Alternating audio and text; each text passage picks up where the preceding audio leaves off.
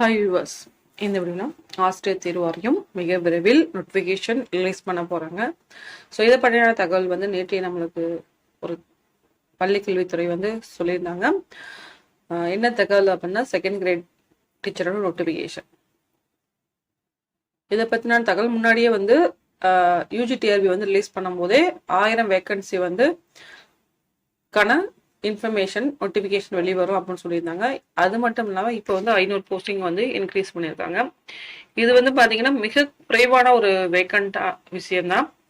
நம்ம இது எதிர்பார்த்த வந்து கிட்டத்தட்ட 6500 7000. ஆனால் பட் இப்போ வந்து அவங்க போடுறது பார்த்தீங்க அப்படின்னா 1500 வேக்கண்ட் தான் வந்து ஃபில் பண்ண போகிறாங்க. 500 வேக்கண்ட்டுக்கு அவங்க பெர்மிஷன் கொடுத்துருக்காங்க. அது மட்டும் இல்லாமல் வந்து பார்த்தீங்க அப்படின்னா போஸ்டிங் ஒரு சில டிஸ்ட்ரிக்ட்ல போஸ்டிங் ஆகிறவங்க பெர்மனண்டா வந்து 5 years வந்து கண்டிப்பா வந்து அங்கே கம்பல்சரி வந்து ஒர்க் பண்ணி ஆகணும் அப்படின்ற ஒரு விஷயத்த வந்து சொல்லியிருந்தாங்க. யூஜிடிஆர்பிக்கும் இதே ஒரு இன்ஃபர்மேஷன் தான். இப்போ வந்து என்ன அப்படின்னா, இதுல வந்து ஒரு முக்கியமான கொஸ்டின் வந்து எல்லாத்துக்கும் நேரடி நியமனம் அப்படின்ற ஒரு வார்த்தை வந்து அதுல இருந்துச்சு. ஸோ அது நேரடி நியமனம்னா நம்மளுக்கு எக்ஸாம் இருக்காதா அப்படின்னு தான் எல்லாத்தோட ஒரு கொஸ்டினா இருக்கும். எல்லா ஆசிரியர் தேர்வு வாரியம் ரிலீஸ் பண்ற எல்லாமே வந்து பார்த்தீங்கன்னா நேரடி நியமனம் அப்படின்றதான் போட்டிருப்பாங்க.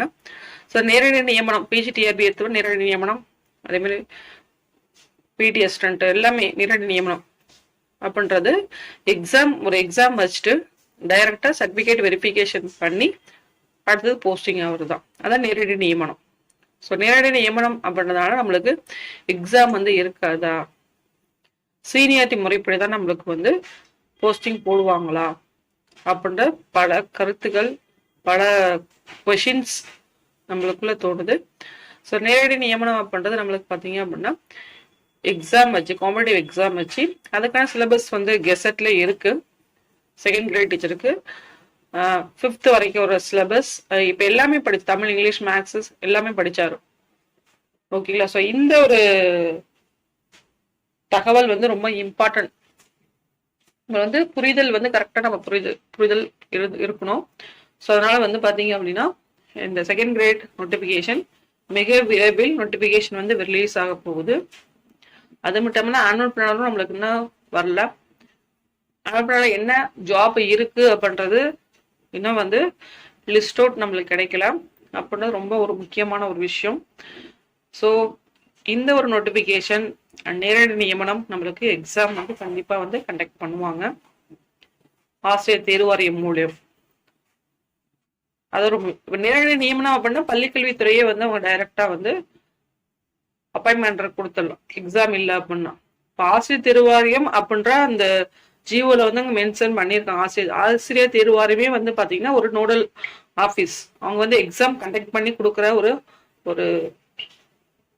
ஒரு நோடல் ஆஃபீஸ்.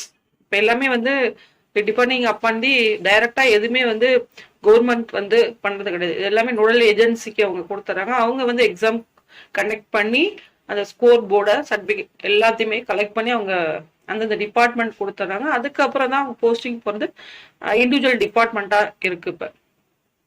ஸோ இந்த ஸ்டேட்லயும் சரி, சென்ட்ரல்லையும் சரி. அப்படின்ற போது ஆசிரியர் தேர்வு வாரியம் அப்படின்ற இடம் அந்த ஜியோலாம் மென்ஷன் பண்ணியிருக்காங்க. ஸோ கண்டிப்பா வந்து பாத்தீங்க அப்படின்னா எக்ஸாம் அப்படின்றது கண்டிப்பா இருக்கு. நேரடியமா அப்படின்றது டைரக்ட் ரெக்யர்மெண்ட் அப்படின்றது பாத்தீங்க அப்படின்னா எக்ஸாம் இல்லை அப்படின்றது தப்பான ஒரு புரிதல் வந்து இருக்கக்கூடாது. ஸோ எக்ஸாம் இருக்கு. ஆஸ் யூஷுவல் வந்து கெசட் சிலபஸ் இருக்கு நம்மளுக்கு. அந்த சிலபஸ் நீங்க டவுன்லோட் பண்ணி படிக்கலாம். ஸ்டடி பிளான் வந்து நீங்க ஸ்டார்ட் பண்ணிடலாம். ஓகேங்களா? ஸோ இது வந்து பாத்தீங்க அப்படின்னா second grade teacher TET pass பண்ண கேண்டிடேட்ஸ் அவங்களுக்கான ஒரு விஷயம். இன்னும் நம்ம இன்னொரு கொஸ்டின் வந்து என்ன பாத்தீங்க அப்படின்னா, இந்த பிஎட் முடிச்சவங்க இந்த எக்ஸாம் வந்து எழுதலாமா, பிஎட் முடிச்சு டெட் பேப்பர் ஒன்று பாஸ் பண்ணாங்க. இது வந்து பாத்தீங்க அப்படின்னா நோட்டிபிகேஷன் நம்ம ரிலீஸ் ஆகும்போது அவங்க என்ன ஒரு இன்ஃபர்மேஷன் கொடுக்குறாங்களோ, மாற்றி அமைக்கிறாங்களோ, அதை பொறுத்து தான் அவங்களுக்கு என்ன அது. ஏன்னா ஆஸ் பர் த ரூல்ஸ் வந்து இப்ப மாத்திட்டாங்க, சேஞ்ச் பண்ணிட்டு இந்த நோட்டிபிகேஷன் என்ன வருதோ அதை பொறுத்து அந்த பிஎட் பிளஸ் டெட் பேப்பர் ஒன்று பாஸ் அப்படின்ற ஒரு இன்ஃபர்மேஷன் நம்மளுக்கு தெரியும். அது ஒரு இம்பார்ட்டன்டான ஒரு தகவல். சரிங்களா? ஸோ இந்த ஒரு தகவலை அந்த வீடியோ மேக் பண்ணுது. கண்டிப்பா இது ஒரு பயனுள்ள தகவலா இருக்கும் நினைக்கிறேன். பயனுள்ள தகவல் நம்ம சேனல் சப்ஸ்கிரைப் பண்ணிட்டு பக்கத்துல பெல் சிம்பிளை கிளிக் பண்ணி ஆள் கொடுங்க. அப்புறம் ஒரு விஷயம். நன்றி, வணக்கம்.